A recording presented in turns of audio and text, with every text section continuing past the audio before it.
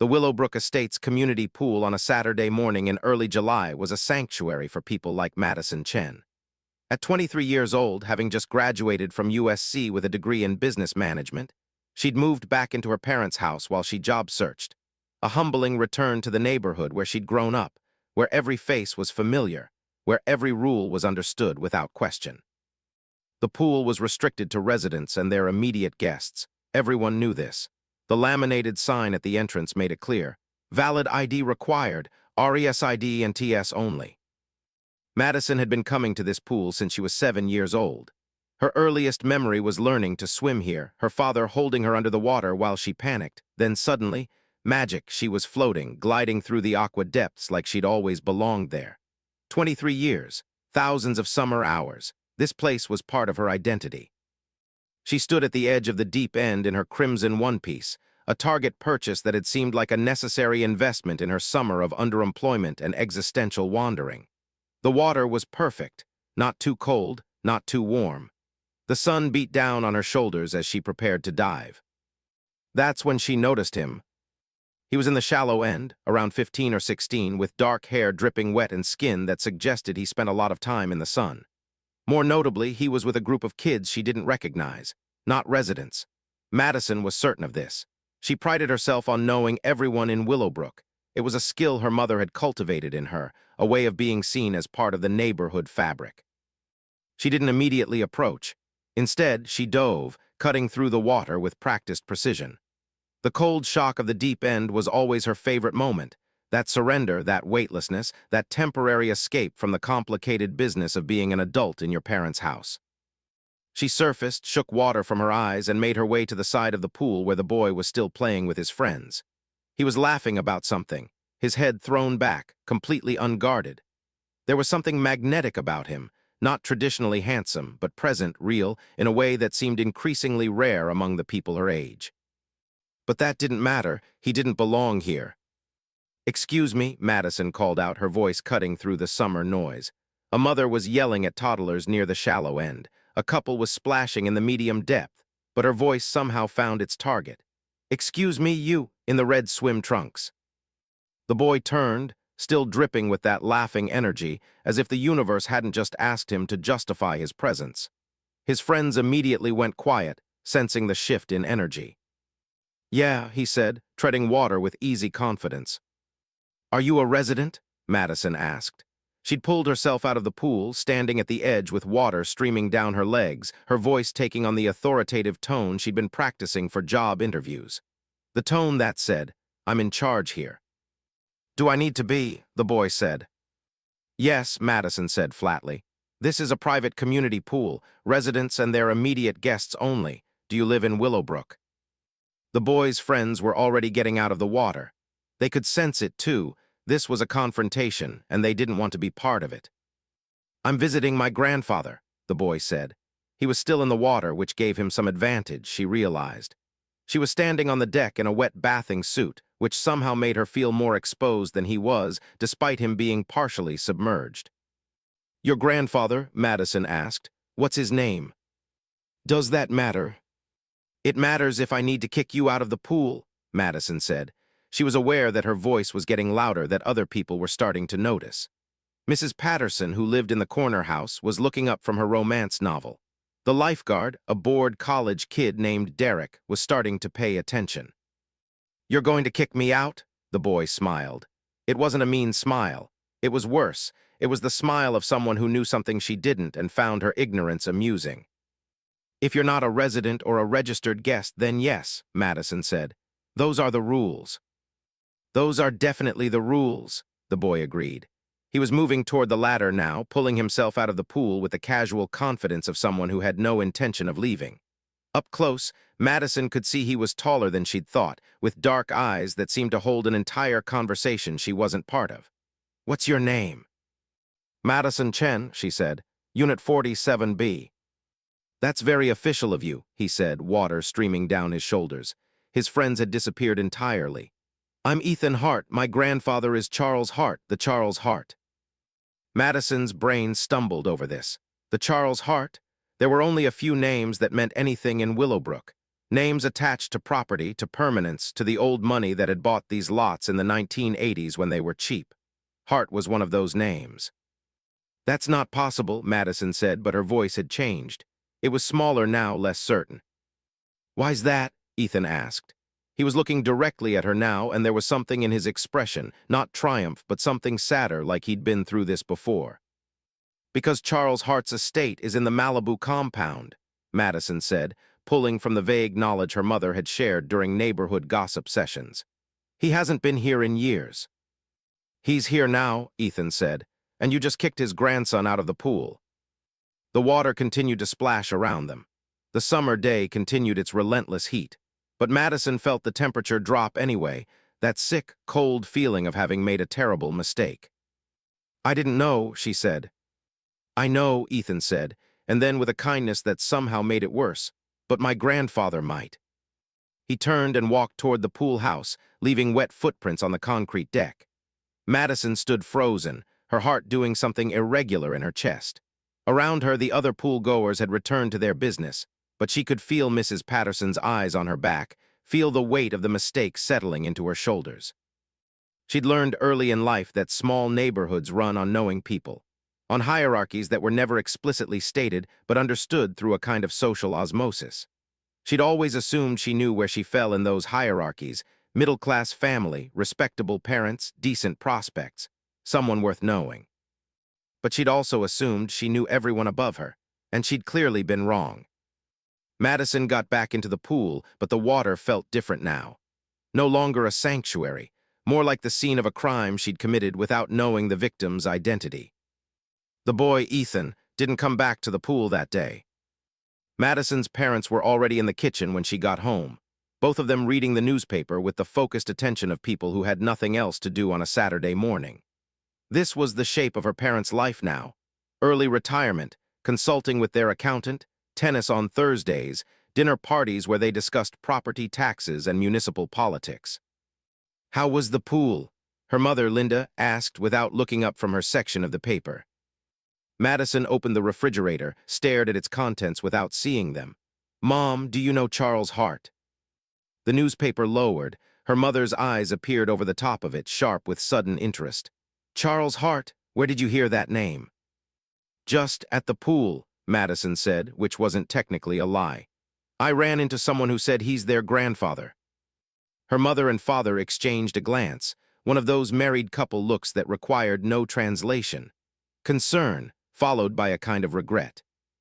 "Charles Hart is," her father, Michael, began carefully, "a very significant person in this neighborhood. He's the founder of Willowbrook, technically. He and his business partners developed the entire estate back in 1982. He hasn't been a visible presence for years, but he still owns a substantial portion of the property." "How substantial?" Madison asked. "Very," her mother said quietly. "Somewhere around 30%, I think, maybe more. The exact breakdown isn't public, but it's the reason the neighborhood keeps its character. He's protective of it." Madison sat down at the kitchen table. Her hair was still wet, dripping onto her shoulder. "His grandson was at the pool today. I told him he wasn't allowed to be there." Her mother's head snapped up so fast it seemed to audibly crack her neck. "You what?" "I told him he wasn't a resident or a registered guest, so he had to leave," Madison said. The words sounded ridiculous now, childish, authoritarian. "I didn't know who he was." "Oh, Madison," her mother breathed, and in those 3 words was an entire conversation about how stupid her daughter could sometimes be. "He was fine about it," Madison added quickly. "He just said his grandfather owned part of the neighborhood and walked away." "Which grandson?" her father asked, his voice taking on a new register. "Charles has several. I think there are 3 or 4 grandchildren." "Ethan," Madison said. "His name was Ethan." Another glance between her parents. Another wordless conversation that Madison was not invited to understand. "You should apologize," her mother finally said, "properly as soon as possible." "How am I supposed to do that?" Madison asked. "I don't even know where he's staying." "Well," her father said, folding his newspaper with deliberate precision, "I imagine someone will be in touch." Someone, as it turned out, meant the entire neighborhood association board by Monday morning. Madison got the call while she was in the middle of updating her LinkedIn profile in a desperate attempt to make herself more employable. Her mother handed her the phone with the expression of someone presenting her daughter with a bomb. It was Margaret Stevenson, the president of the Neighborhood Association, a woman who had always terrified Madison precisely because she never raised her voice. She simply stated facts with the weight of absolute authority.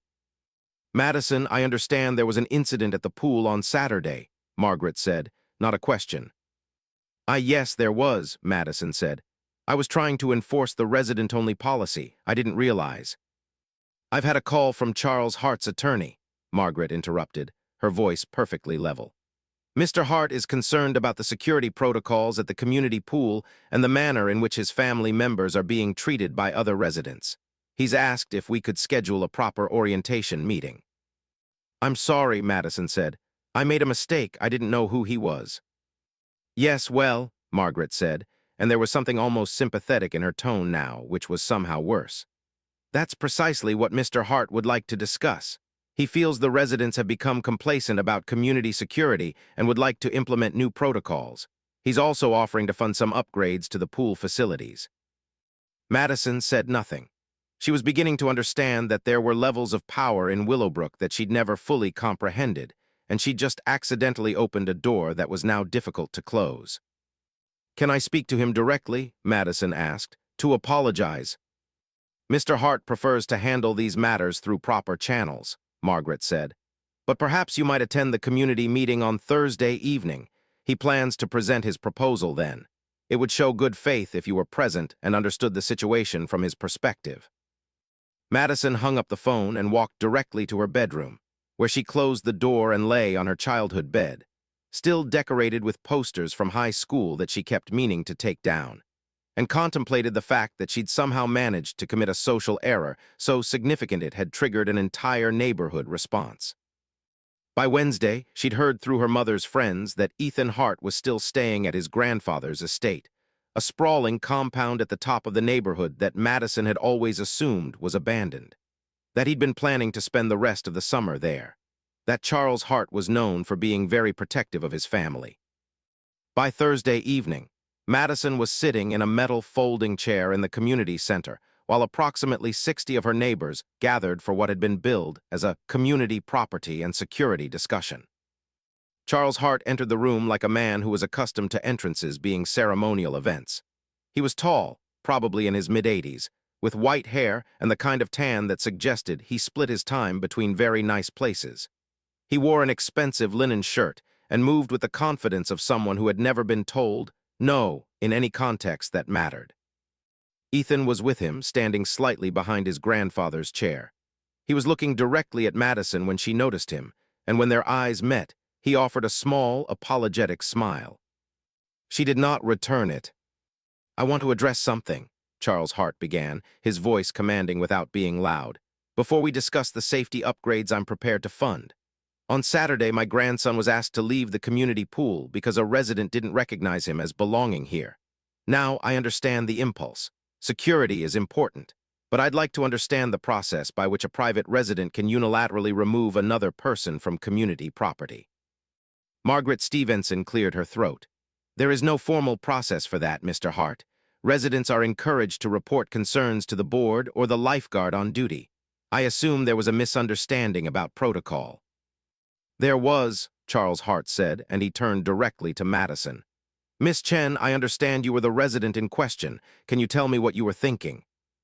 Madison's mouth was very dry. She could feel 60 pairs of eyes on her. She stood up. She didn't mean to, but it seemed like the right response to being directly addressed by the most powerful person in the room. "I was trying to enforce the rules," she said. Her voice was steadier than she felt. "I made an assumption based on not recognizing someone. I was wrong about that, and I'm sorry." "You were wrong," Charles Hart agreed. "But the error reveals something larger. In a community like this, there's an assumption of knowledge. Everyone knows everyone. Everyone knows their place. But that's a vulnerability, isn't it? It creates gaps where real security failures could occur.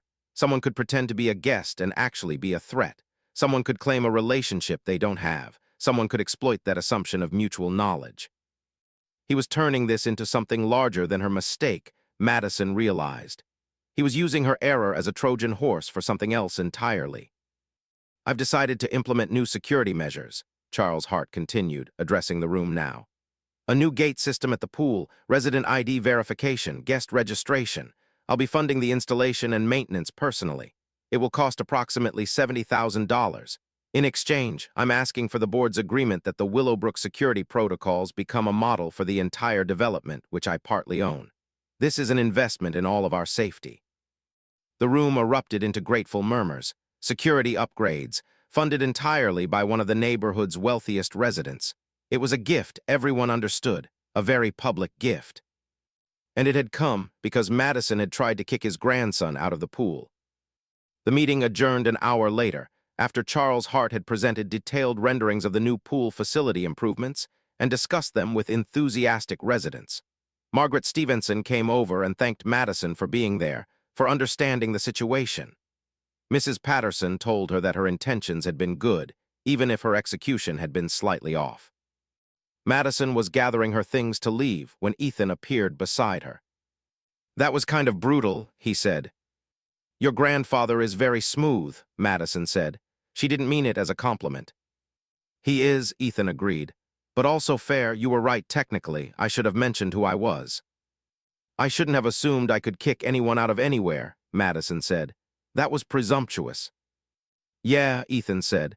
"But also you were 23 years old at the pool on a Saturday. That's not exactly a power position." Despite everything, Madison almost smiled. "How did you know my age?" "My grandfather did some research," Ethan said. He didn't seem bothered by this. "Also, you're really easy to find online. Your LinkedIn has a graduation date." "Of course it does," Madison muttered. "Your grandfather has his attorney call the Neighborhood Association Board, but he also does social media research on 23-year-old women who yell at his grandson." "He does both," Ethan said. "He's thorough. So are you, though. You could have just ignored us at the pool. You could have minded your own business, but you didn't. You tried to enforce what you thought was right." "Look where that got me," Madison said. "It got you here," Ethan said.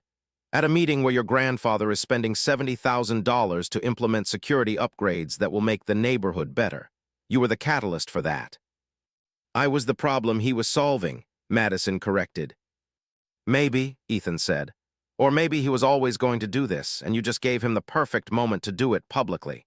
Either way, something good came out of your mistake." He was looking at her with that same calm, present quality she'd noticed at the pool. As if he was genuinely listening, not performing, not playing some social game. It was disarming. "Why are you being nice to me?" Madison asked. "Because you're not a bad person," Ethan said simply. "You just made an assumption. Everyone does that.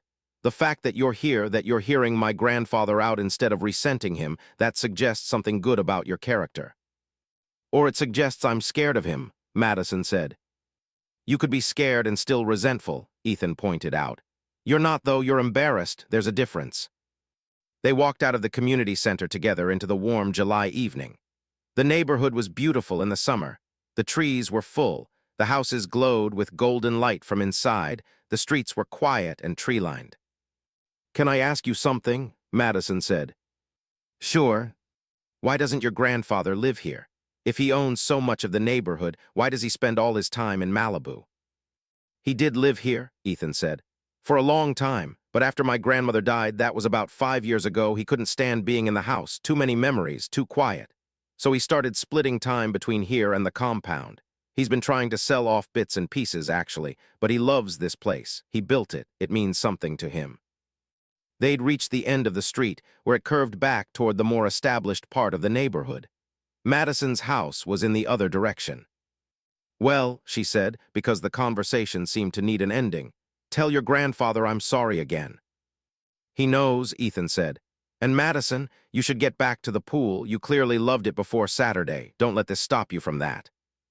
She watched him walk back toward the Hart compound, his figure getting smaller in the gathering dusk. It occurred to her that she still didn't really understand what had just happened, whether she'd been manipulated, taught a lesson, or genuinely encountered a good person in a wealthy family. Maybe it was all three. What she did understand was that she'd come to this neighborhood as a girl, learned to swim in these waters, and somehow ended up as a cautionary tale, a catalyst, and an apology all at once. Monday morning brought the official unveiling of the new pool security system, which involved a ribbon-cutting ceremony that seemed excessive for a new gate and some keypad locks. Charles Hart didn't attend. He was still in Malibu, his assistant had mentioned. But his presence was felt in every shiny new fixture, every polished tile surface, every expensive upgrade. Madison stayed away from the pool that first week. It felt safer. She sent a handwritten apology note to Charles Hart through the neighborhood association, expressing her regret and her appreciation for the security improvements. It was a carefully calibrated message, formal enough to be respectful, personal enough to show genuine contrition, brief enough to not seem like she was making excuses. 3 days after she sent it, Ethan appeared at her parents' front door. Madison was inside, working through a professional certification course she'd signed up for, an attempt to make herself more employable that was mostly successful at making her feel more trapped. She was in the middle of a chapter on personal branding when her mother called her to the door. "There's someone here for you," her mother said with the kind of gleam in her eye that indicated she found this development extremely interesting. Madison opened the door to find Ethan holding a small manila envelope. "My grandfather wanted you to have this," he said. He was dressed differently than at the pool, actual clothes instead of swim trunks, which made him look older and somehow more real. He said he appreciated the note, but he wanted to say thank you properly. "Thank you for what?" Madison asked, taking the envelope. It was thick, heavy, suggesting something substantial inside. "He didn't do those upgrades for me." "No," Ethan said, "but he did them well, and he wanted to acknowledge the catalyst. He's not usually one for grudges. He much prefers to turn problems into opportunities." Madison opened the envelope. Inside was a handwritten note on expensive stationery and what looked like a check. The note read, "Miss Chen, I appreciated your apology and your presence at the community meeting. Your instinct toward order and protection is admirable, if slightly misguided. I'm enclosing a small token of my regard and an invitation. I have a problem at my Malibu compound that requires someone with your organizational skills and your sense of responsibility. If you're interested in paid summer work, administrative, flexible, excellent compensation, please call my assistant, Charles Hart." The check was for $500. "Is this a job offer?" Madison asked. "Sort of," Ethan said. "My grandfather has been looking for someone to help organize the renovation project at the Malibu house. Someone who can think through problems, communicate with contractors, manage timelines. The person he had originally planned to hire had to back out. He thinks you might be perfect for it." "Because I yelled at you at the pool?" Madison asked incredulously. "Because you demonstrated critical thinking skills and took initiative," Ethan said. "Also, he's slightly sadistic, and he enjoys putting people in situations where they have to prove themselves. He's testing you." "Testing me for what?" "I don't think he's entirely sure yet," Ethan admitted. "My grandfather is one of those people who doesn't hire for a specific role. He hires for potential and then figures out what to do with it. But fair warning, working for him is intense. He expects perfection. He's not mean about it, but he's unforgiving about mediocrity." Madison looked at the check again. Legitimately, she had no job prospects. She had a degree in business management and a summer of doing online courses. She had student loan debt and a timeline of needing to move out of her parents' house before she became a permanent fixture, a cautionary tale about how easily life could contract into smaller and smaller versions of itself. "Okay," she said, "tell him yes, but I need to understand the full scope of what I'd be doing. I don't want surprises." "I can take you to meet him," Ethan said. "He's here at the neighborhood house for the next few days. We could go now if you want." The Hart residence at the top of Willowbrook was something Madison had never actually been inside. It existed in that nebulous zone of neighborhood geography that belonged to powerful people and was therefore somewhat unreal to ordinary residents. She'd driven past it hundreds of times growing up, but it had always seemed more like a landmark than an actual place where people lived. Up close, it was vast in that particular way of old money, not ostentatious, but undeniably imposing. 3 stories of white stone, surrounded by mature landscaping, with a driveway that curved like it had somewhere important to be. Charles Hart was in the study when they arrived, a room that looked like it had been decorated in 1992 and left exactly as it was. Dark wood, leather furniture, an entire wall of books that seemed chosen more for decoration than actual reading. He stood when they came in, which surprised Madison. He was taller than he'd seemed at the community meeting, his posture excellent despite his age. "Miss Chen," he said, extending a hand. "I'm glad Ethan was able to convince you. I was half expecting you to send a polite decline." "I almost did," Madison admitted, shaking his hand. His grip was firm but not aggressive, the grip of someone comfortable with power. "But I don't have anything else going on, and I need the experience." "Honesty," Charles Hart said, gesturing for her to sit. "I appreciate that. Most people would have pretended interest and ambition. You're admitting to being available, which is more useful. Availability suggests flexibility, and flexibility suggests you're someone who can adapt to difficult situations." He settled back into his chair with the ease of someone accustomed to controlling conversations. "Here's the situation," he said. "I have a property in Malibu that I've owned for 30 years. It's beautiful, irreplaceable in many ways, but it's become organizationally chaotic. I've been putting off a full renovation for too long, and now things are starting to fail. Plumbing, HVAC, some structural issues.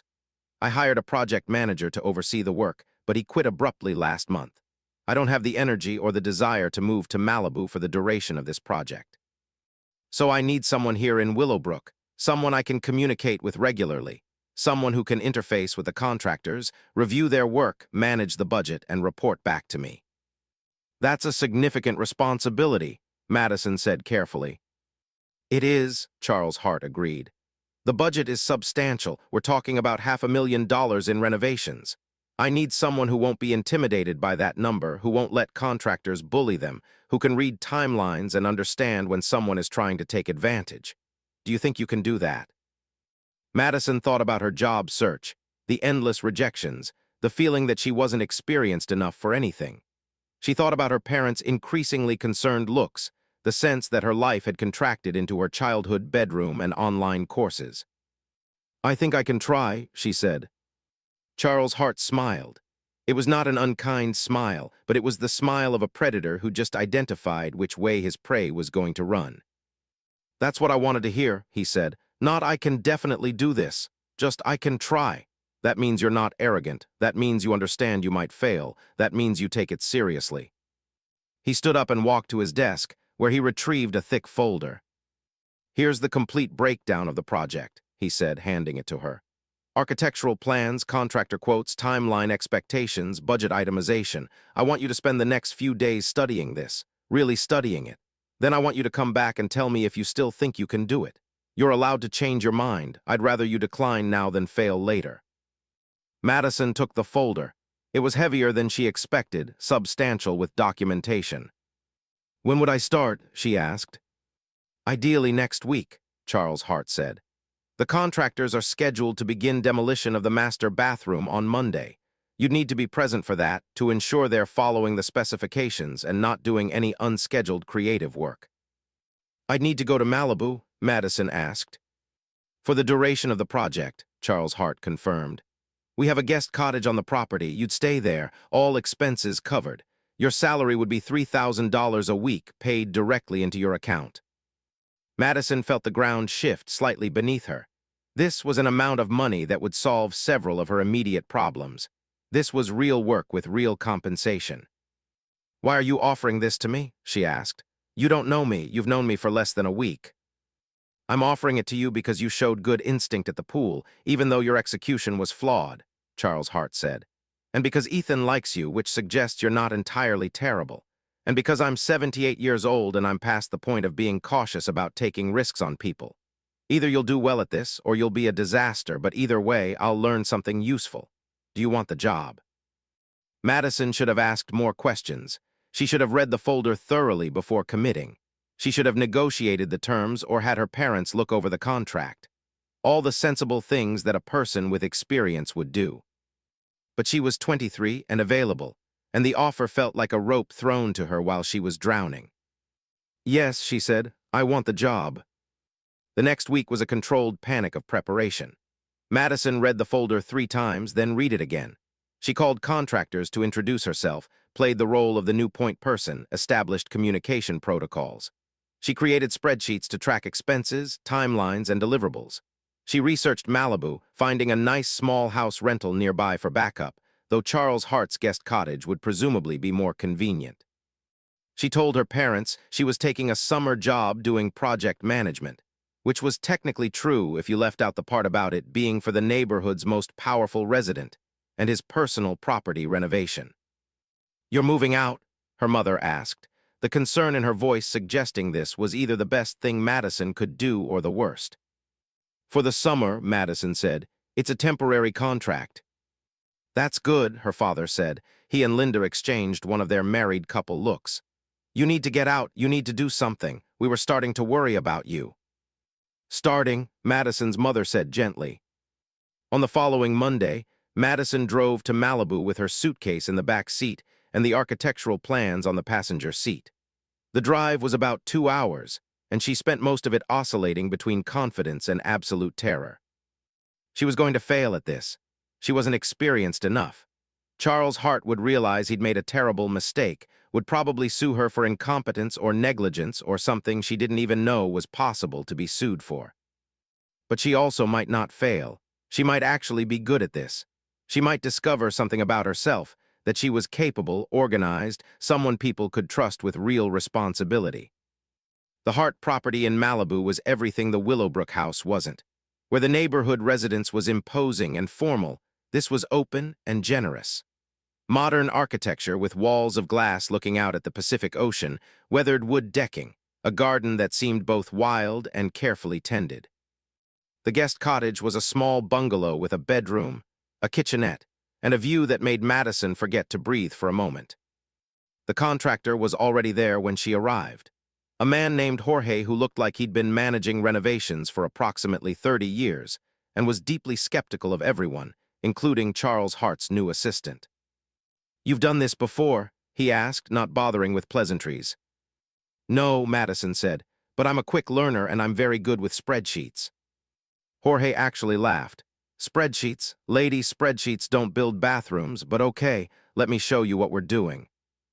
He walked her through the master bathroom, a large, beautiful space with a soaking tub overlooking the ocean. It was going to be completely gutted and rebuilt, which seemed like both a violation and a gift. "Your job," Jorge said, "is to make sure we're following the specs, make sure we don't take shortcuts. Take pictures every day so you can show your boss what we did. Call me if there's a problem. Don't call me if there's not a problem. Don't try to solve problems on your own. That's how you end up with a $100,000 disaster." "Clear." "Clear," Madison said. "You eat breakfast?" Jorge asked. "I could," Madison said. "Good, my crew eats breakfast at 5:30. There's a place about half a mile down. Come with us tomorrow. You need to meet everyone and understand how we work. If you're going to be around, you need to be part of the crew, not some boss lady checking up on us." Madison didn't know if this was a good or bad sign, but she said yes anyway. That first week was disorienting in the best possible way. Madison woke before dawn, drove to the small breakfast place with Jorge and his crew, ate bacon and eggs while listening to them argue about the Dodgers, then spent the day photographing work, reviewing specifications, asking questions she worried might be stupid, but that Jorge answered with surprising patience. She learned that plumbing codes were more complicated than she'd ever considered. She learned that the phrase, "close enough," was a contractor's death knell. She learned that being present, paying attention, and taking people seriously was apparently half the battle of project management. She started a daily log on her laptop, documenting progress, noting any issues, tracking expenses. She created a running spreadsheet of change orders and approvals. She took hundreds of photographs. Most importantly, she developed a rhythm. The chaos of the first day transformed into routine. The unknown became known. The job became manageable, then interesting, then actually enjoyable. By the end of the first week, when she called Charles Hart to report progress, her voice was steady and her information was comprehensive. "We're on schedule," she said. "The plumbing rough-in is complete, electrical is scheduled for next week. I've documented everything and kept all receipts. No unauthorized changes." "How are you doing?" Charles Hart asked. "I'm good," Madison said, surprising herself with how true this was. "I'm really good, actually. This is harder than I expected, and I'm definitely learning as I go, but I don't think I'm going to destroy anything." "That's excellent," Charles Hart said. "Tell me something, are you happy?" Madison thought about this. Happy was a strange word, but she was engaged. She was doing something that mattered. She was competent at it. She was living independently for the first time in her life in a guest cottage overlooking the ocean, being trusted with real responsibility. "Yes," she said, "I think I actually am." "Good," Charles Hart said, "because I have a problem I need to discuss with you." And that was when everything changed again. "The contractor I fired before you arrived," Charles Hart said, his voice taking on that careful tone of someone about to deliver news he already knows will be difficult, "didn't quit voluntarily. He was fired for embezzlement." Madison sat up in the guest cottage, her comfortable evening. She'd been drinking coffee on the deck watching the sun set, abruptly punctured. "Embezzlement," she repeated. "He was padding invoices," Charles Hart explained, "charging me for materials that were never purchased, labor that was never performed. I found out accidentally when I called another contractor to verify the cost of something, and the number was half what I'd been billed. We did an audit and discovered approximately $80,000 in fraudulent charges over 6 months. "Why are you telling me this?" Madison asked. "Because I'm concerned it might happen again," Charles Hart said. "Because I need you to be vigilant, and because I like you and I don't want you to be blindsided by anything that might come up." Madison's mind was already racing. She reviewed every invoice in her head, cross-referenced it with Jorge's crew, checked the material receipts she'd photographed.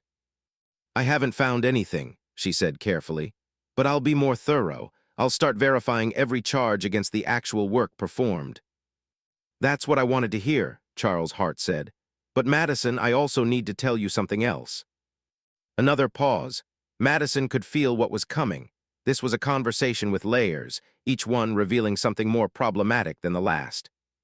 "Ethan's father called me yesterday," Charles Hart continued. "My son. He asked me if I was using neighborhood kids to do my dirty work. He seemed to think you were being exploited or mistreated. He's concerned about how you're being treated." Madison began, then stopped. "That's actually nice of him to be concerned, but I'm being treated extremely well. You're paying me fairly, I have great accommodations, I'm learning a lot." "I told him that," Charles Hart said. "But it raises a larger point. My son is very protective of Ethan. He's concerned about his son's judgment and who he's spending time with. He called me because he wanted to ensure that your involvement with the project wasn't somehow putting Ethan in an uncomfortable position." "Ethan and I barely know each other," Madison said. "I know," Charles Hart said. "But my son doesn't, and he has a tendency to imagine problems where none exist. I'm telling you this because I want you to be aware that you're suddenly part of a complicated family dynamic, whether you intended to be or not." Madison got up from her chair on the deck, paced to the railing, looked out at the darkening ocean. "Are you rescinding the job offer?" she asked, because it seemed possible, seemed like the kind of outcome that would track with how her life had been going recently. "No," Charles Hart said, "but I want to be transparent with you. I'm also going to be transparent with my son. I'm going to tell him that you're an exemplary employee doing exceptional work, that you're being paid fairly for it, and that any assumptions about inappropriate relationships or exploitation are completely unfounded. I'm going to make clear that you're off limits as a topic of family concern." "That sounds like it's going to make things worse, not better," Madison said. "It will," Charles Hart agreed. "But it will make it clear that I'm not letting my family's neuroses dictate my business decisions. Now, here's what I need from you. I'm going to be inviting Ethan to dinner with us next week. I'm doing this deliberately to normalize your presence in my life and to show my son that there's nothing suspicious about our professional relationship. Are you comfortable with that?" Madison considered this. She thought about Ethan at the pool, his kindness, the way he'd explained his grandfather's motivations without judgment. She thought about the fact that she'd felt, for the first time in years, genuinely understood by someone her own age. "Yes," she said, "I'm comfortable with that." "Good," Charles Hart said. "I'll make arrangements, but Madison, I want to ask you something, and I want you to be honest with me." "Okay. Do you have feelings for Ethan?" Madison was quiet for a long moment. She could lie. It would be the smart move, the professional move, the move that kept her job secure. "I could," she said finally. "But I'm not going to. I'm here to do a job. Getting involved with anyone would complicate that, and it would complicate your family dynamics, which I'm apparently already a footnote in. So no, I don't have feelings for Ethan. I have a professional relationship with you and a cordial acquaintance relationship with him. That's where it stops." That's the right answer, Charles Hart said, but I suspect it's not the true answer. Maybe, Madison said, but it's the answer that serves everyone best. Fair enough, Charles Hart said. I'll arrange the dinner for Thursday evening. We'll do it here at the property. I'll have the catering company bring something nice. You should dress appropriately. This is partially a social event, partially a show for my son's benefit. Understood. Understood, Madison said. After she hung up, Madison sat in the dark for a long time, watching the ocean and trying to ignore the fact that her carefully controlled professional situation had just become deeply personal in several complicated ways. Thursday came with surprising speed. Madison had been working longer hours, trying to verify every invoice, cross-reference every charge, create an audit trail so thorough that even Charles Hart's paranoia would be satisfied. She'd also been avoiding thinking about dinner, about Ethan, about the fact that she'd been more or less volunteered into a family drama. She drove back to Willowbrook in the late afternoon, showered in the guest cottage, and changed into a dress she'd packed. A navy thing that was neither too casual nor too formal, the sartorial equivalent of not committing to any particular narrative. Charles Hart's property was already set up for dinner when she arrived. There were tables on the deck overlooking the ocean, which was doing that thing ocean sunsets do, looking like it had been photographed by someone with professional equipment and a good eye for composition. Ethan arrived about 20 minutes after she did. He came dressed carefully, which suggested his father had insisted on it.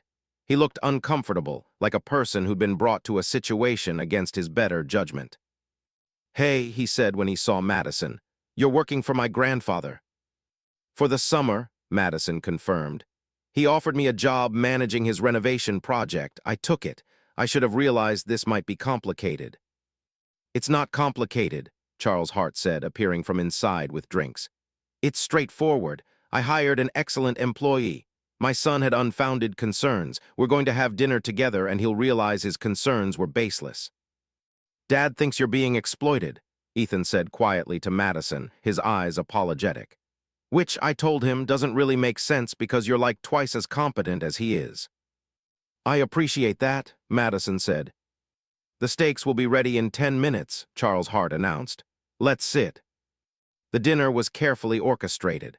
Charles Hart asked Madison detailed questions about the project, the specifics of what had been done that week, the challenges that had emerged, the solutions she'd implemented. He did this partly to showcase her competence to Ethan, partly because he genuinely wanted to know. Ethan watched this with an expression that cycled through skepticism, realization, and something more complicated that Madison didn't quite want to examine too closely. "That's a lot of responsibility," Ethan said to Madison at one point, after his grandfather had gone inside to fetch something. "It is," Madison agreed. "Your grandfather doesn't do things by halves. He hired me for a significant project and he trusts me to do it well. That trust is a responsibility." "You could have said no," Ethan said. "I could have," Madison confirmed. "But I didn't. This job, this work, it's important to me.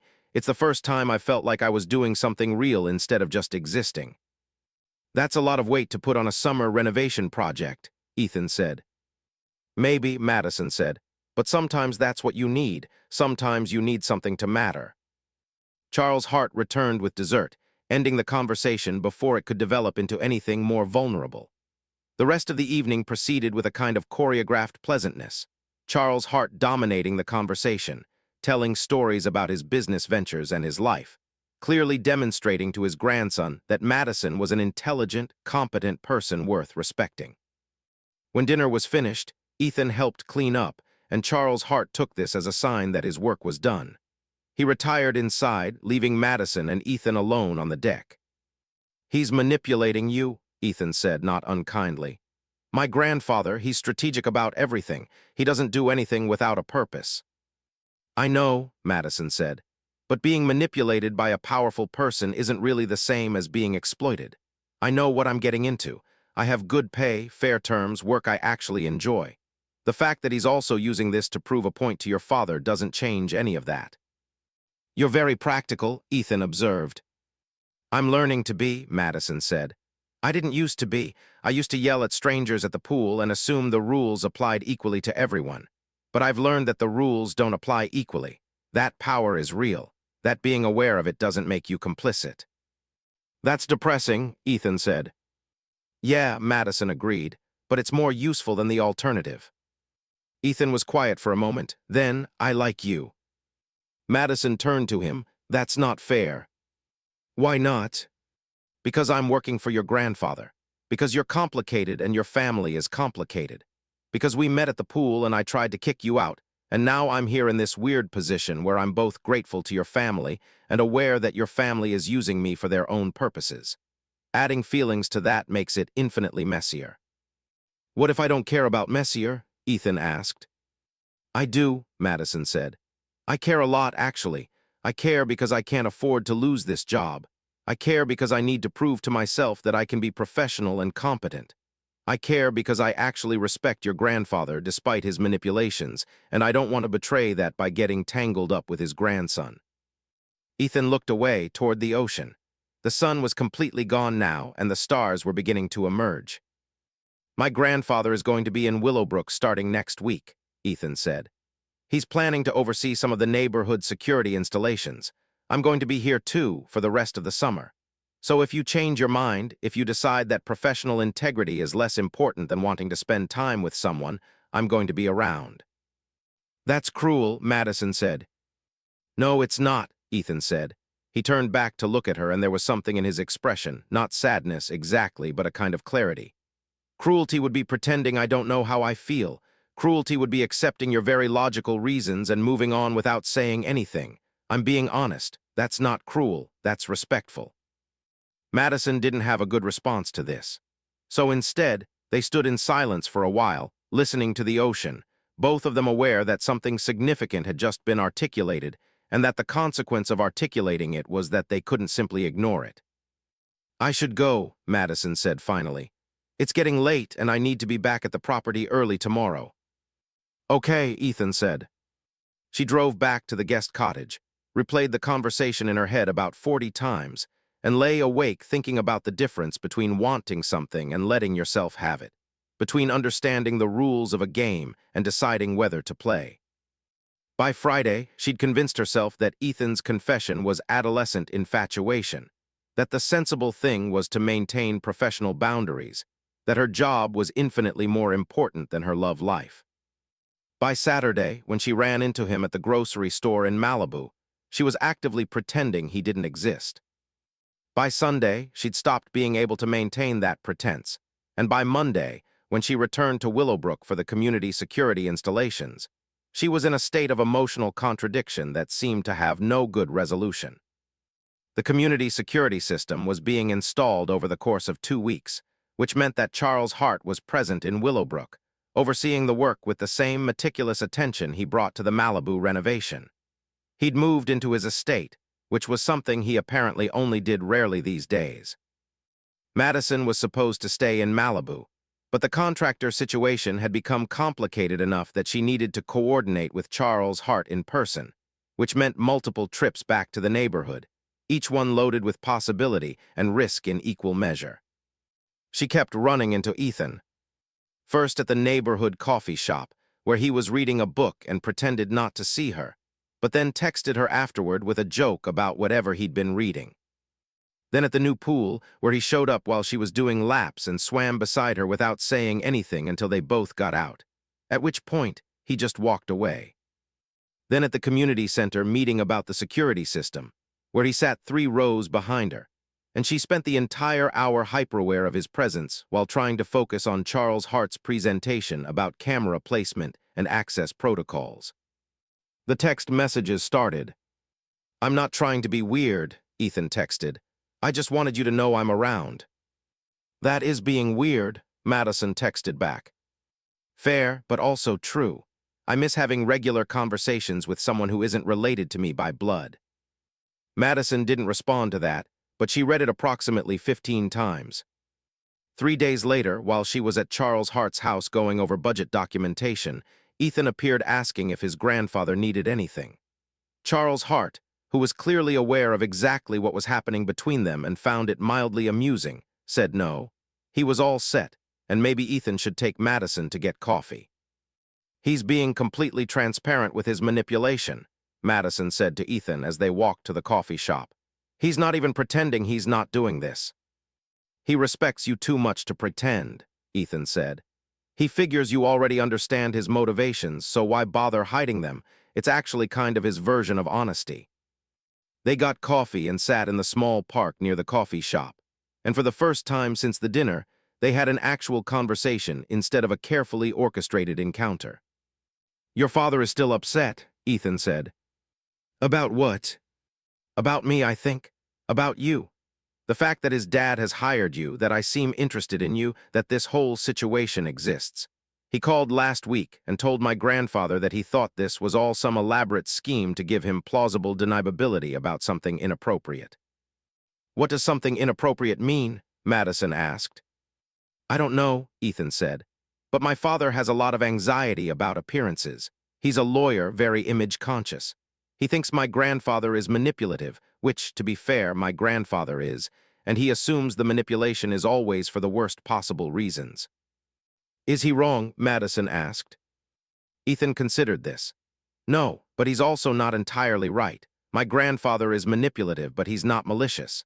He wants things a certain way, and he's willing to orchestrate situations to get them that way. But if his wants align with yours, like he wants you to work for him and you want a job, then his manipulation is actually just strategic. It's not inherently evil. That's a generous interpretation, Madison said. I know, Ethan said, but I think it's accurate. The question isn't whether my grandfather is manipulative. He is. The question is whether his manipulation is harming you, and I don't think it is. You're getting paid well, doing work you enjoy, learning skills you need. That he's also using your employment as a chess move in his dynamic with my father is kind of irrelevant to whether it's a good situation for you. Madison sipped her coffee. It was warm and bitter, exactly what she needed. Your father thinks I'm corrupting you somehow, she said. My father thinks everyone is corrupting me, Ethan said. He's very protective. He'd probably feel this way about anyone I was interested in at this point in my life. You're not special in that regard, you're just the current target.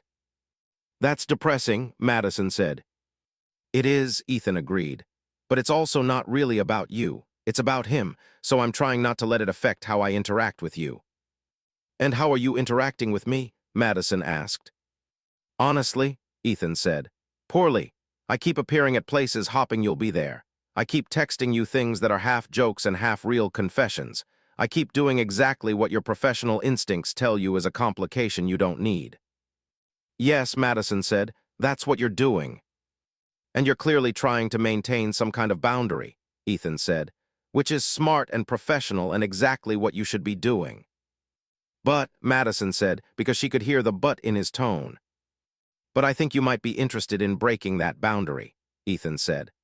I think you might want to, and you're just being cautious because you're wise and I'm being persistent because I'm either very confident or very stupid, probably both. Madison looked at him. He was 17, probably, or 18. Definitely younger than her, definitely an entanglement she didn't need. Definitely someone's grandson, someone's son, someone embedded in a family dynamic she was trying to navigate professionally. I have to go back to Malibu tomorrow, she said. I know, Ethan said. I need this job more than I need anything else right now, she said. I know, Ethan said. So I'm not going to do anything about this, she said. And you shouldn't either. You should go have summer experiences with people your own age. You should figure out who you are without your grandfather's family drama being involved. You should be 17 or 18 or whatever age you are and do normal young person things. I'm 18, Ethan said, and I'm also allowed to know what I want and pursue it even if it's complicated. Not with me, Madison said. Not with your grandfather's employee. She stood up, which was a dramatic gesture, but also necessary. If she sat there much longer, she was going to justify away her own good judgment. Goodbye, Ethan, she said, and then she left the park and went back to Charles Hart's house, where she packed up her documentation and drove back to Malibu. 2 weeks later, the security system was finished, and Madison was still trying to maintain professional boundaries with someone who was clearly not going to respect them. But something else had happened in those 2 weeks that was infinitely more complicated. Jorge had called her with news that required her to sit down very suddenly in the guest cottage. We found something in the wall, he said. When we were doing the demolition, old papers looks like they've been there for decades. Invoices, purchase orders, stuff like that. I thought you should know because some of it has Charles Hart's name on it." "What kind of invoices?" Madison asked, her stomach already dropping. "Property stuff, I think," Jorge said. "It's hard to tell, but there's like hundreds of them. They're from the 1980s. It might be nothing, but I thought you should know." Madison told him to photograph everything and keep the documents safe. Then she called Charles Hart. "There's something I need to show you," she said. "At the property, can you come to Malibu this week?" "What's wrong?" Charles Hart asked immediately. "I don't know yet," Madison said, "but I need you to see it in person." Charles Hart arrived 2 days later with Ethan, which Madison had not anticipated, and which added another layer of complication to an already complicated situation. Jorge had carefully laid out all of the documents he'd found in the wall. They were in plastic sleeves now, protected and organized in chronological order. Madison, Jorge, and Charles Hart stood in what used to be the master bedroom and is now a construction zone, staring at the material like it might contain answers. "These are property transactions," Charles Hart said slowly, picking through them. "Very old property transactions, from before I even owned this place." "Look at the names," Madison said, pointing to one of the invoices. "Look at who's selling property to whom." Charles Hart's face went very still. Ethan, who was standing behind his grandfather, couldn't see his expression, but Madison could. "This is from 1982, Charles Hart said quietly. "And these signatures." "They're not real," Madison said. She'd spent hours yesterday cross-referencing the documents with public property records. "The properties are real, the sales are real, but the names on the invoices are fake. Someone forged Charles Hart's name and several other prominent residents' names on property transactions. Someone essentially created a false paper trail suggesting you all sold properties that you definitely didn't sell." "Why would anyone do that?" Ethan asked. "Because they were setting up for fraud," Madison said. She felt sick saying it out loud, like she was accusing someone of a crime but not actually knowing who. If these false documents somehow got into public records, if someone filed them incorrectly, or if there was a title dispute decades later, having this documentation would make it seem like the sales were legitimate. It's like creating an insurance policy for a crime you might commit in the future. Charles Hart sat down on a paint can. He looked every single year of his age. "My business partner," he said slowly. "The one I bought out in 1987, he did this. He was planning something and he wanted cover. He wanted documentation that would make it seem like the property transfers had been legitimate, that I'd knowingly participated in whatever he was planning." "Did something happen?" Madison asked. "He disappeared," Charles Hart said. "In 1989, he took money with him, approximately $2 million from the Willowbrook Development Fund. Everyone assumed he'd gone to a non-extradition country. The police investigated, but he was long gone. I never found out what happened to him, and eventually I stopped looking." "And these documents would have been his backup plan," Madison said. "If he ever got caught, he could claim you were part of it. He could use these forged papers to implicate you in whatever fraud scheme he was running." Charles Hart was silent for a long time. "We need to call a lawyer," Ethan said, "and probably the police."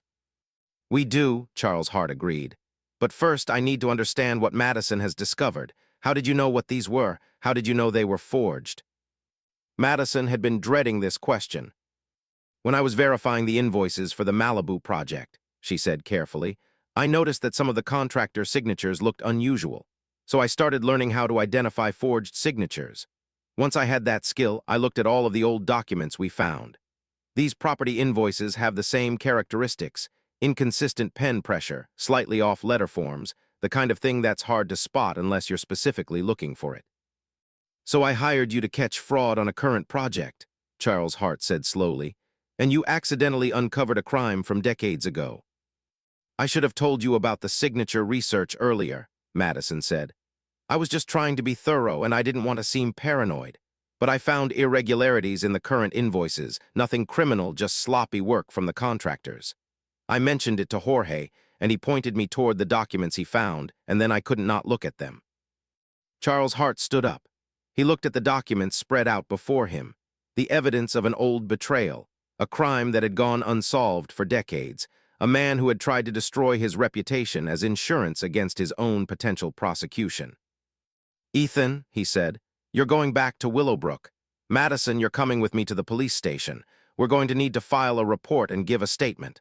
Jorge, please photograph everything again and create a detailed documentation of where exactly you found these materials. Don't touch anything else." They left the construction site in a state of controlled chaos, everyone understanding that something significant had just shifted from renovation project to criminal investigation. The police investigation took 3 days. Madison sat through multiple interviews, gave detailed statements about the documents and her analysis of them, explained her process for identifying the forged signatures. A handwriting expert was brought in to verify her findings. Property records from the 1980s were pulled and cross-referenced. By the 3rd day, it was confirmed. Charles Hart's business partner, a man named Richard Ellison, had forged documents as part of an elaborate fraud scheme that had ultimately netted him approximately $3 million from various property development deals across Los Angeles County. The Willowbrook documents were just one part of a larger criminal conspiracy. Richard Ellison had been dead for 15 years. He died in a car accident in Costa Rica, living under an assumed name. The investigation couldn't prosecute him, but it could finally explain what had happened to him and clear Charles Hart's name of any suspicion of complicity. Madison became briefly famous in the neighborhood. Margaret Stevenson called to thank her for protecting the integrity of Willowbrook. Mrs. Patterson brought her casseroles. Even the police sergeant who'd been skeptical of her signature analysis initially ended up complimenting her work. But the most significant fallout didn't come from the community. It came from Charles Hart's family. His son called him. Madison heard Charles Hart's side of the conversation, which was mostly him listening while his son apparently yelled at him through the phone. When he hung up, he looked older than he had before. "My son thinks this was a setup," he said to Madison. "He thinks I hired you to spy on my old business partner's property, that I somehow orchestrated finding these documents, that this is all part of some manipulative scheme to rehabilitate my image or position myself advantageously for something." "That's insane," Madison said. "The documents were in a wall. I literally just found them while doing my job." "I know," Charles Hart said, "and I explained that to him, but he's decided that I'm manipulative enough that I would orchestrate something like this. He's decided that your presence in the family is fundamentally suspicious, and he's concerned that I'm corrupting Ethan by example." "What does Ethan say?" Madison asked. "Ethan is defending you and me both," Charles Hart said, "which is making his father even more upset because his father interprets Ethan's defense as evidence of corruption. My son has decided that you're a bad influence and that I should fire you."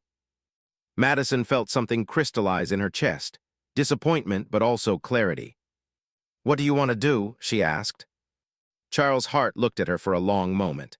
"What I want to do is irrelevant. What matters is what you want to do.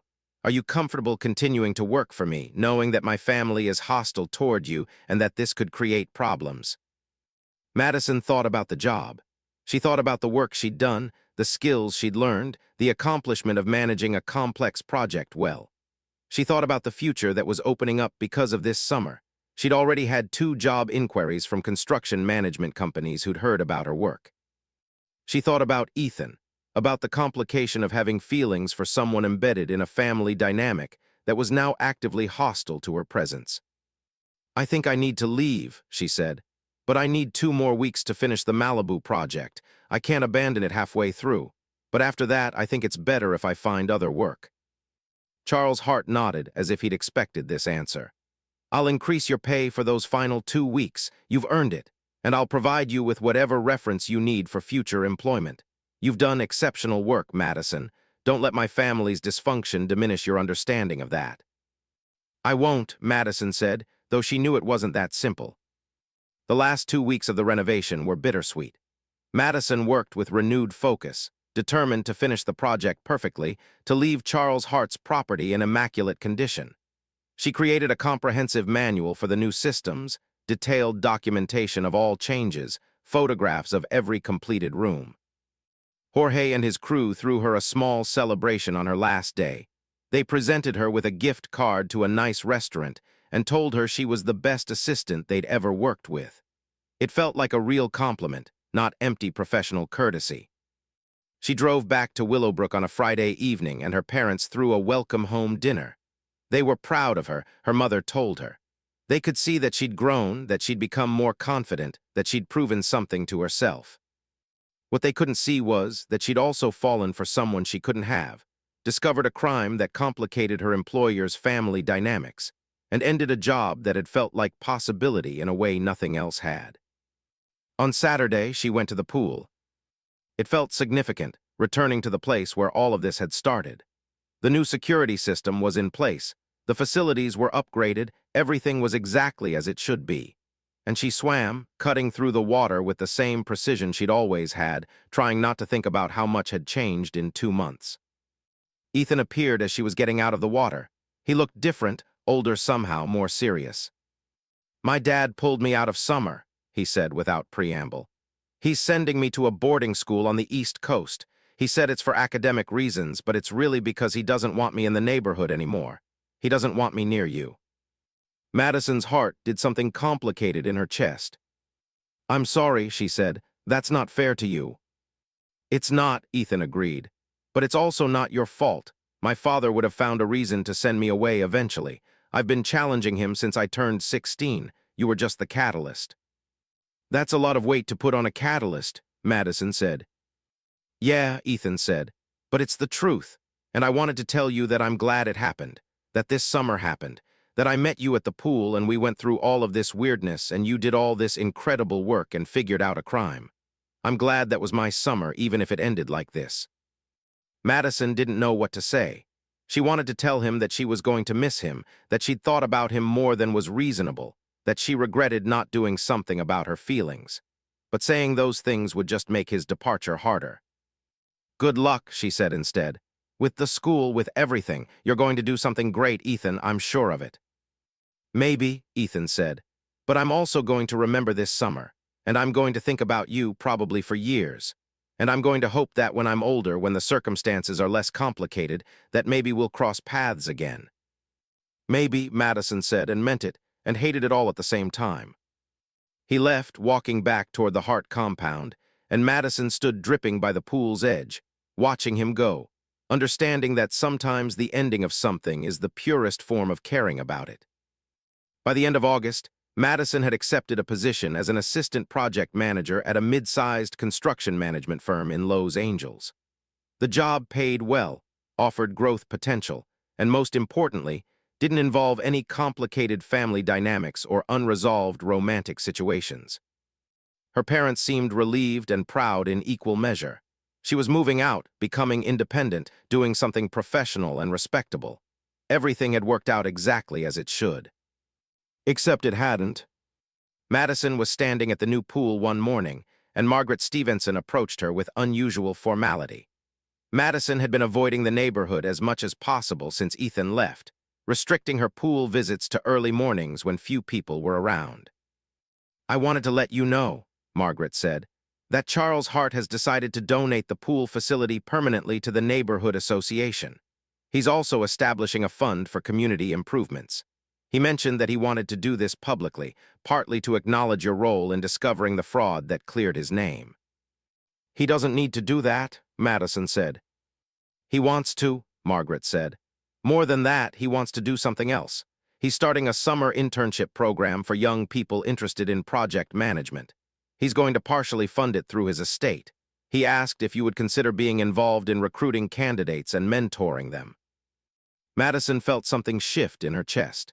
This was Charles Hart's way of keeping her connected to the neighborhood without it being inappropriate. This was him offering her a role that mattered, that didn't require daily interaction with his family, but did require her to stay present in his life somehow. "Tell him yes," Madison said. "Tell him I'd be honored." 3 years passed. Madison became a project manager at the firm, leading teams, overseeing significant renovations across Southern California.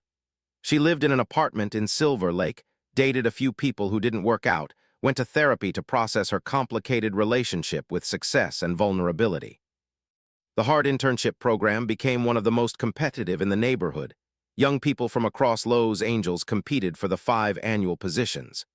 Madison interviewed candidates, mentored the selected interns, helped them understand that project management was both art and science, that leadership was about paying attention and caring about outcomes. Charles Hart remained involved, but at a distance. He called Madison once a month to discuss the program, to ask about her work, to maintain their connection without it becoming intrusive.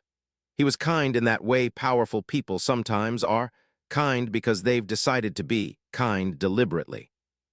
One evening, about 3 years and 4 months after the initial pool incident, Madison was at an industry conference in San Francisco. She was presenting on forensic analysis of project documentation, identifying fraud in construction management, based on her experience identifying the forged signatures. After her presentation, a young man approached her.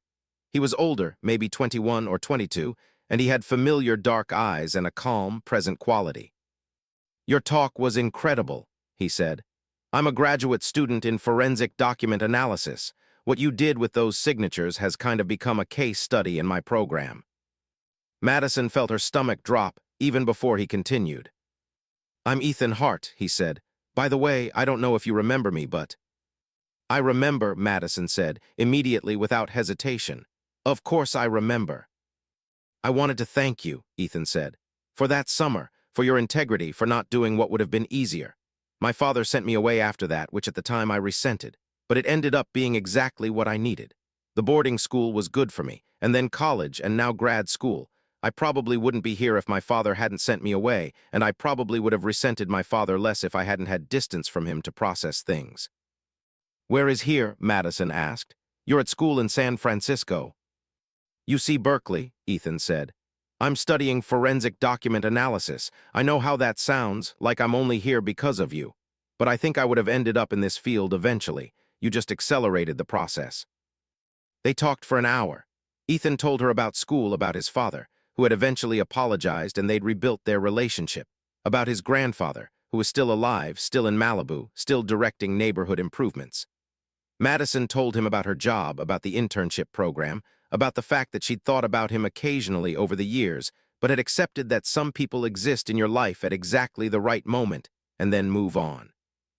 "I didn't move on from thinking about you," Ethan said as their conversation was winding down. "I've been in relationships, I've done school, I've built a life, but I always kind of wondered what would happen if circumstances were different." "And now the circumstances are different," Madison said carefully. "I'm 26. You're 21. We're both independent adults living in different cities. Your father isn't going to send you away if we date. No one reports to anyone. There's no complicated power dynamic." "There isn't," Ethan agreed. "So what happens now?" Madison thought about the pool, about that summer, about the way her life had fractured and reformed after trying to enforce a rule that wasn't hers to enforce. She thought about the distance she'd maintained, the professional boundaries she'd been so careful to respect, the way she'd convinced herself that the feelings had faded. They hadn't faded, they'd just been waiting. "Now," Madison said, "I give you my number, you give me yours, and we see what happens when we're not operating under false constraints. We see if what existed then exists now, and if it does, we're honest about it." "And if it doesn't?" Ethan asked. "Then we're honest about that too," Madison said. He called her 3 days later. They went to dinner. They talked about their lives, their work, the way they'd both become more themselves in the years they'd been apart. By the third date, they kissed at the San Francisco waterfront, and it felt like rightness, like continuation, like something that had been interrupted finally being allowed to complete. 2 years later, Madison and Ethan got married in the Hart Gardens at the Willowbrook estate. Charles Hart walked Madison down the aisle because her father had asked him to, and because he understood the significance of the gesture. Margaret Stevenson cried. Mrs. Patterson gave them a casserole as a wedding gift. The entire neighborhood felt like it had won something. Ethan's father gave a speech at the reception that was mostly about apologizing for his skepticism and expressing his gratitude that Madison had been patient with his family. Charles Hart's speech was shorter. He talked about how sometimes the things that seem like disasters are actually the beginning of something better, and how he'd known from the moment Madison tried to enforce the pool rules that she was someone worth knowing. Madison and Ethan moved back to Southern California, bought a house, not in Willowbrook, but nearby. And Madison continued managing projects while Ethan completed his master's degree and started working for a private forensic document analysis firm. They ran the Heart internship program together, recruiting talented young people, mentoring them, creating the kind of summer that Madison had experienced. 3 of their first cohort of interns went on to careers in project management. 2 became engineers. 1 became a teacher. And sometimes, on Saturday mornings in the summer, they would go to the Willowbrook pool. Madison would swim laps while Ethan read on the deck, and they would remember that day in July when everything had changed because Madison had tried to enforce a rule that had no particular meaning. The pool had been rebuilt several times since then, but it was still exactly as warm, as welcoming, as transformative. Charles Hart would occasionally show up on those mornings. He would say hello, ask about their projects, share stories about the neighborhood. He was old now, genuinely elderly, but still present, still directing things from behind the scenes, still understanding that power is most effective when it's used to create space for other people to become themselves. And on a Saturday in July, exactly 5 years after the pool incident, Charles Hart pulled Madison aside. "I want to tell you something," he said. "I want you to understand exactly what happened that summer." "Okay," Madison said. "I knew about Richard Ellison's documents," Charles Hart said. "I found them years ago. I knew they were there. I didn't do anything about them because I'd made peace with what had happened, and stirring up old crimes seemed unnecessary." Madison felt something crystallize in her understanding. "You sent me to find them." "Not deliberately," Charles Hart said. "But yes, implicitly, I hired you to manage a renovation project. The project was designed to be thorough enough that you would find those documents. Once I knew you would find them, I knew you would understand what they were and what they meant. And I knew that understanding would matter to you." "Why?" Madison asked. "Because I needed the record to exist," Charles Hart said. "I needed documentation that Richard Ellison had tried to frame me, that he'd forged my name, that I was a victim of his crime rather than a perpetrator. And I knew that you, specifically, would be honest about what you found. You would turn it over to the police. You would do the right thing, and in doing that, you would clear my name permanently." "You manipulated me," Madison said. "I did," Charles Hart agreed. "But I also gave you a job you desperately needed, paid you fairly, treated you well, and in the process created the circumstances under which you met my grandson, who has made you happier than you knew it was possible to be. So yes, I manipulated you, but the outcomes have been good for everyone." Madison wanted to be angry, but she'd spent the last 5 years learning that power is often invisible, that manipulation and generosity sometimes coexist, that sometimes the most important things that happen to us come from circumstances we never chose. "I'm not going to forgive you for manipulating me," Madison said carefully. "But I am going to acknowledge that the manipulation led to my life being better, and that's a complicated thing to hold." Charles Hart smiled. "That's the most mature response you could have given, and it's exactly why I knew you were right for this family." "I'm not right for your family," Madison said. "I'm right for Ethan. Your family is just a complication I've learned to navigate." "Perhaps," Charles Hart said, "but you're also right for my family. You're someone who questions power, who enforces rules, who cares about integrity. My family needs more of that, not less." He patted her on the shoulder and walked away, leaving Madison standing at the edge of the pool, trying to integrate this new understanding of that summer with all the other understandings she'd accumulated. Ethan appeared beside her, holding their daughter, born 3 months earlier, already perfect and complicated and real. "What did my grandfather say?" he asked. "That he manipulated me into finding a crime," Madison said. "That he orchestrated the entire situation deliberately." Ethan laughed. "Of course he did. I think he's been telling you that story for years. I'm pretty sure he's been waiting for you to be ready to hear it." "And now I'm ready." "Now you're ready," Ethan confirmed. "Because now you understand that being manipulated doesn't make you weak. It makes you human, and people are allowed to be human and still become good versions of themselves." Madison held their daughter, looked out at the pool, the same pool where this had all started 5 years ago when she tried to kick out someone who didn't belong there, and understood that the rules she'd been enforcing had been real. Ethan shouldn't have been at the pool without being registered. But Charles Hart had owned the pool. Charles Hart had owned the neighborhood. And Charles Hart had decided that the rules would be bent, that his grandson would be allowed to exist in spaces he wasn't technically supposed to inhabit, that sometimes power is used not to enforce order but to create opportunity. It was a lesson Madison had taken 5 years to fully learn. But standing there, watching her daughter reach out toward the glinting water, she finally understood it completely. Sometimes the most powerful people are the ones who know how to break the rules. And sometimes the rest of us are lucky enough to benefit from their breaking.